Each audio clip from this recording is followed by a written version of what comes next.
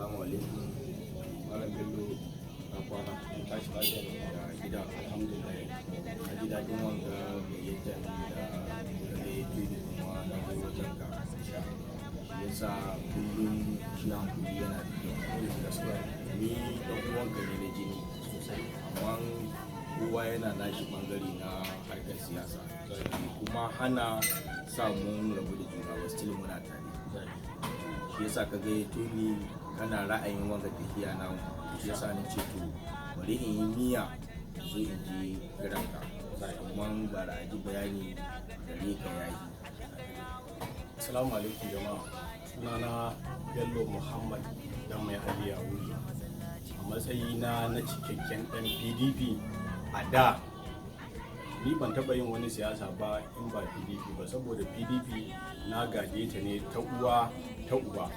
Kowa ya san mahaifina Alhaji Muhammad dan mai Ali chairman ne na party na ward har ya bar duniya yanzu shekara 20 kenan da rasuwan shi. PDP yake yi. Mahaifin uwana kowa ya san Alhaji Dantani na Tafida dan babba, kowa ya san Sanato Bala Tafida, dukkansu PDP suke yi. A dalilin su sun ba da ci gaba a arewacin Najeriya da Yauri kuma a matsayin su na yan PDP. Shi yasa nake PDP up now, amma a dalilin yanzu ga kuma na bar PDP shine na samu. Kun me kawo dalilin haka? Dalilin da yasa na bar PDP shine samun Dr. Yusuf Sununu, irin ci gaba da ya kawo ma yankin Yauri, shine Yauri Shanga Ingaski, ci gaban da ya kawo musu. So kana bibiyan abubuwan da yake yi? Ina bibiyan abubuwan da yake yi, kuma kana jin daɗin? Ina jin daɗin abubuwan da yake gudana game da mutane.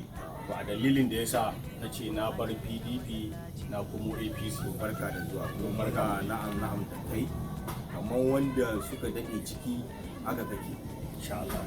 Sannan insha Allah kuma nan akwati na wali wake nan kake zaɓe? Nan wali primary school nake zaɓe a matsayina na ɗan kwamiti na cin zaɓe a wancan. To yanzu zan shiga ga juna ne, zan yi ma APC gugurmayan cewa a ji zaɓe nan dai yankin anguwana. Insha Allah matasan da na sani da abokaina da sauran jama'a waɗanda suka wuce ni iyaye kenan da wasu kakanni da ke wuri, insha Allah za mu je mu nemi alfarman da yake cewa za mu ma APC tsaye tun daga sama har ƙasa. APC za mu yi insha Allah.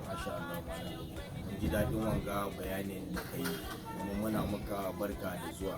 Insha Allah wanga sako zai isa tun daga national level a local government level, kuma za a gani wanga bayanin da kai insha Allah. Kuma mun ji daɗin wanga shigo, ba wai ganin idon ka ba, saboda kai samun irin ka a cikin matasa wallahi sai an tona.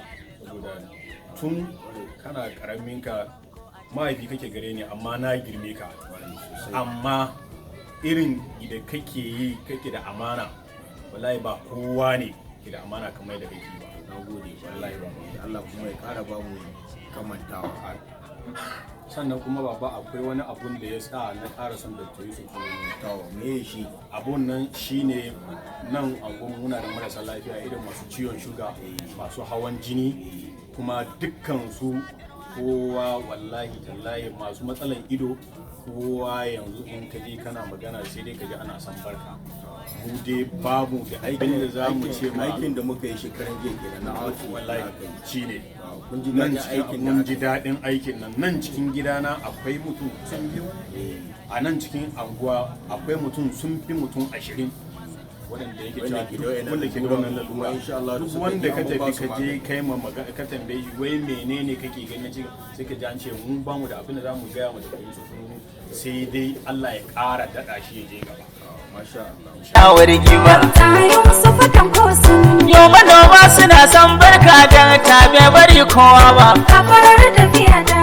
Yau matasan mu teloli sun ce dakta yana muna kowai. A biliman ko a canja masal.